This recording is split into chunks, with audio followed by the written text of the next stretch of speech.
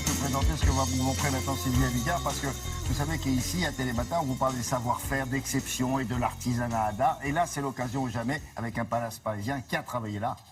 Un grand atelier de tapissier qui s'appelle Charles Jouffre. Mais surtout pour l'histoire du palace, en fait, ce palace parisien a toujours fait appel aux plus grands. Alors, il faut savoir que Philippe Stark a fait la déco, Alain Ducasse, la carte de la cuisine, Ara Stark, la fille de Philippe, a fait un plafond magnifique peint.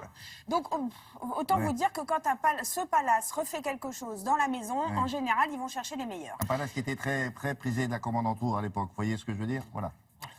Mais un palace aussi qui était l'ami des artistes. Alors c'est pour ça que quand ils ont refait une suite qui s'appelle la suite Pompadour, eh bien ils ont pensé à Madame de Pompadour, puisque celle-ci était très proche des artistes.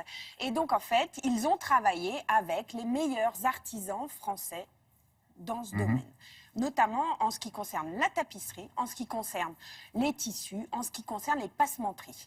Alors, c'est pas passéiste, c'est pas du tout genre 18e, 19e complètement enfermé, non. Il y a la technologie qui est intégrée dans la chambre, parce qu'on vit avec son temps aussi dans ce palace. Et quand on fait ça, on va chercher quelqu'un, je sais pas, ils vont à Lyon, parce que moi je pense à Soie. Exactement, tout à fait. C'est Charles Jouffre qui a des ateliers à Lyon. Et voilà. Vous savez tout. Qu'est-ce que vous voulez que je vous dise? Même si vous quand m'oubliez, on pense tapisserie 18e, je me dis, voilà, c'est la capitale de la soie, c'est Lyon. Même si vous m'oubliez un petit peu, je sais, vous m'aimez plus. Mais bon, regardez.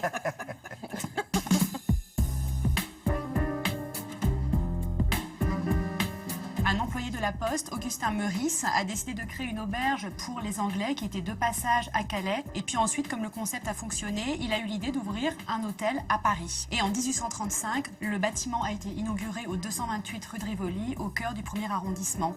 Bien entendu, tout au long de cette existence, il y a eu des grandes phases de rénovation, tout en restant fidèle à l'ADN du lieu qui était le XVIIIe siècle.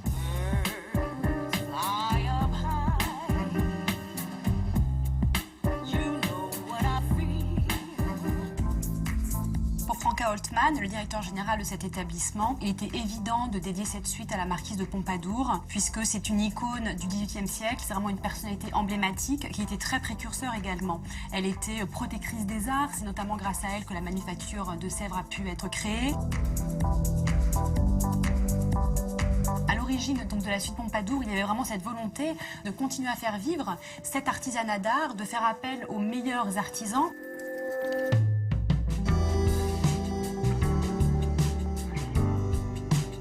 L'idée, c'est vraiment de s'appuyer sur ces savoir-faire prestigieux français à travers donc un soyeux lyonnais qui s'appelle Prel et un passementier Declercq qui est lui-même parisien, et donc d'assortir et d'harmoniser ces matières.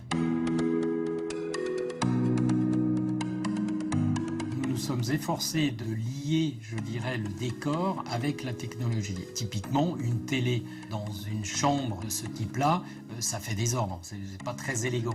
Et c'est vrai que ça nous a paru intéressant de travailler plus le décor qui puisse permettre de cacher la télé. Nous avons réalisé le canapé, qui est un canapé contemporain, avec l'intégration de technologies également. On a des vrais savoir-faire qui continuent d'évoluer.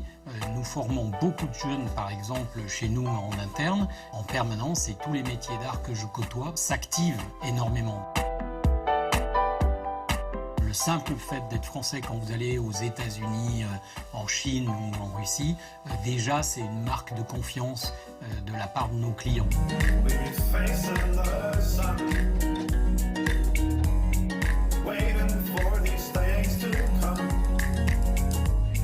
Cet artisanat, il fait partie des grandeurs de la France, il fait partie de notre patrimoine. C'est important de continuer à le faire vivre et faire appel aux meilleurs de l'artisanat français n'est pas du tout passéiste. Au contraire, c'est donner à la modernité un peu plus d'âme et un peu plus de grandeur.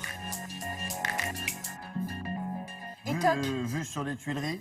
Vue sur les Tuileries. Alors, j'ai pas dit tout à l'heure, mais Charles Jouffre, son entreprise a obtenu le label des entreprises du patrimoine vivant. Ce qui veut dire que, à la fois, ils ont des savoir-faire rares, à la fois, ils sont tournés vers le futur et ils fonctionnent très bien. C'est-à-dire que c'est une société qui a su s'exporter. Ils ont un atelier, le fils de M. Jouffre a ouvert un atelier à New York quand même.